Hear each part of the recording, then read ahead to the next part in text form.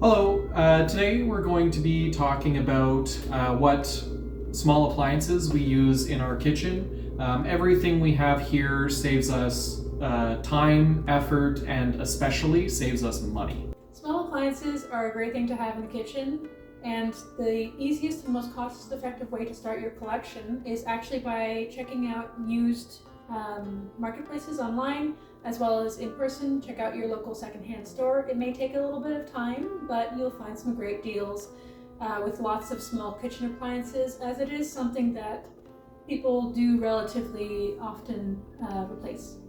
The first appliance we're going to talk about today is a food processor. We got this one secondhand. It has helped us quite a lot. You will have seen it in the homemade mayo video. You will see it in probably many more videos to come. It's great for, with the example of mayo, it turned a two-person job into a one-person job. It really helps with shredding veggies. This doesn't necessarily in and of itself save us money in the kitchen, but it saves us a lot of effort in the kitchen. And as the saying goes, time is money. It makes things a lot easier, especially if you've had a long day. You can just throw it in the food processor instead of having to shred, say, cabbage by hand or carrots or anything like that. And this one is secondhand, so we weren't able to find additional blades for it, but that's not to say that you can't. There are tons of like shredding blades, grating blades. Some I've even seen come with different like dough hooks and things like that. Oh wow. Very fancy. So it depends on what your budget is, whether it's secondhand or new. There's lots of options. It takes a load off your shoulders, basically. Our next small appliance is a steamer. In this case, we use it predominantly for rice. So any kind of rice maker is a fantastic aid in the kitchen. It lets you kind of leave that off to the side while you do whatever else you need to do for your meal that night. And it makes rice perfectly every time. So when we got our food steamer, we also got this from the same person package deal. Again, secondhand, we got a great deal on it. This is our dehydrator. We use this for a lot of things, actually. We've done sun-dried tomatoes, we've done roasted dried peppers, kind of making our own paprika idea. We've done dried onions, we've done our entire bouillon video using this. Soup mix. Soup mix, yeah. What else have we done with this? We have dried ginger. I believe we did turmeric as well, or no? We haven't done turmeric yet. Fair. But essentially, it's fantastic for stretching your produce. So if you realize that, say you have a bunch of carrots in your fridge and they're starting to get a little bit wrinkly, so they're starting to dehydrate, but they're not bad, that's a fantastic cue for you to clean and prep your carrots and stick them in the dehydrator. Each dehydrator is a little bit different, so you can kind of play around with the settings and things like that. And then you can preserve your carrots, so you can put that in soups, in soup mix if you're making like a bouillon mix. You can use it for pastas, you can use it really anywhere you would normally put a carrot. As long as it's being cooked with heat, it'll rehydrate and you're good to go. And on top of that, you can also do fruits in a dehydrator. Yes. You can make some really good fruit leather snacks. Mm-hmm. You can also make just dehydrated fruits that go great in things like oatmeal, granola if you make that, or just really any kind of snack. A dried fruit can be great as like a trail mix kind of thing, snack on the road. And yeah, it's about preserving the food that you do have so it doesn't go to waste, so you can reuse it in a different kind of way. Since you're preserving food that if it sits around for much longer, it's just going to go bad anyway, by dehydrating it, you are saving money. Quite a bit of money. You'll be surprised. It doesn't sound like a lot, but then once you start the habit, there's a lot of times where we don't necessarily need to buy produce because we can just rehydrate our dehydrated things, and it just stretches it further. And it's also one less thing in the freezer. So if you have limited freezer space, a dehydrator is really useful. And actually, to give you an example, We mentioned sun-dried tomatoes. You can have tomatoes that may be going bad in a few days. You dry them here and preserve them in oil. That saves you upwards of $10 from buying sun-dried tomatoes in store. Yeah, and sun-dried tomatoes are delicious in pasta. Amazing.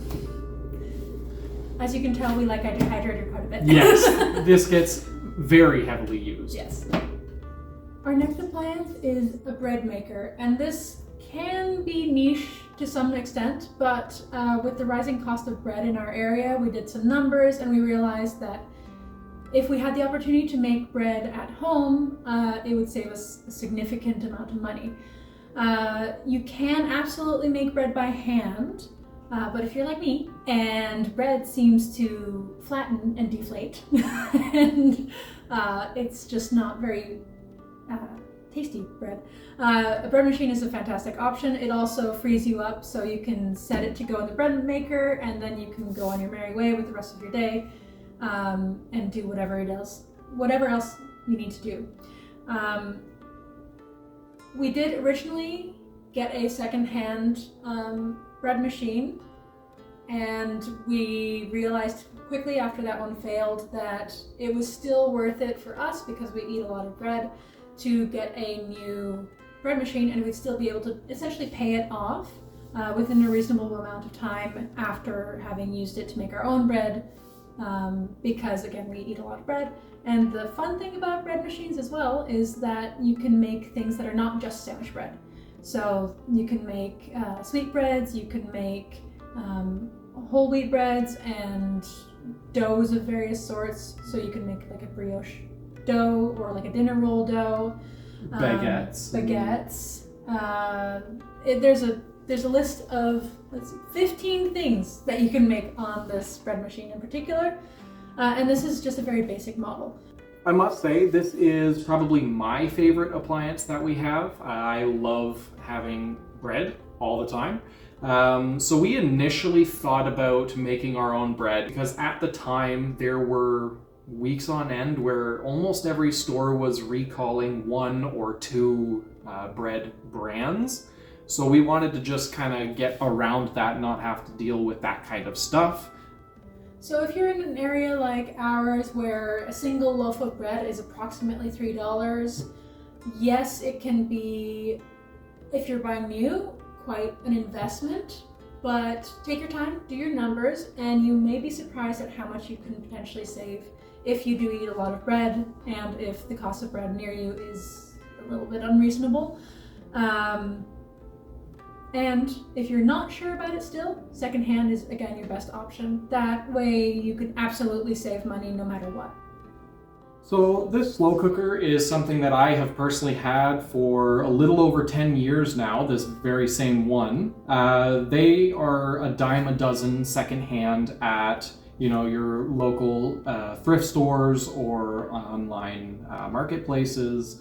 They are great for, set your food to go in the morning, come home and your house smells amazing because it smells like chili, let's say. Yeah.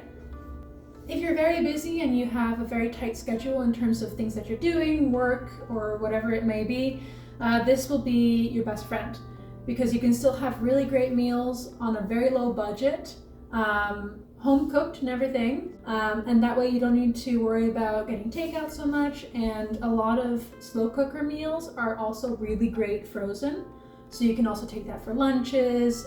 It's basically bulk meal prepping in a certain way.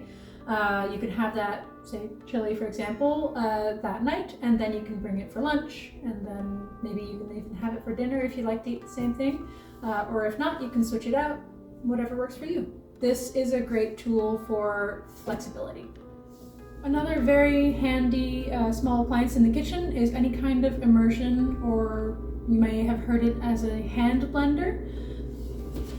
Anything like this with a long handle. Usually there's one or two speeds, and you just immerse the head of the blender into, say, a big pot of soup, or you can also make mayonnaise with it, especially because typically they come with one of these little tall containers. So that's actually the way that we started making mayonnaise, with the immersion blender by hand in this tall little container here.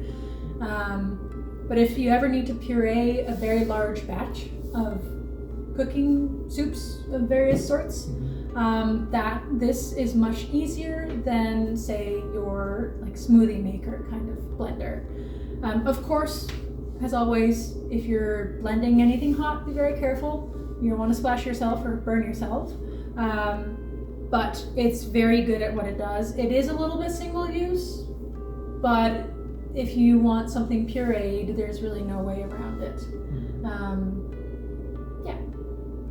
You will have seen us using this. As Marina mentioned, we used to use it for our mayonnaise before we got our food processor, but you will have seen us using this for our tomato sauce as well as our applesauce, and you will probably see us using it for soups in the future, especially cream of soups or butternut squash. I was about to say butternut squash soup is one of our favorites. It's very, very delicious.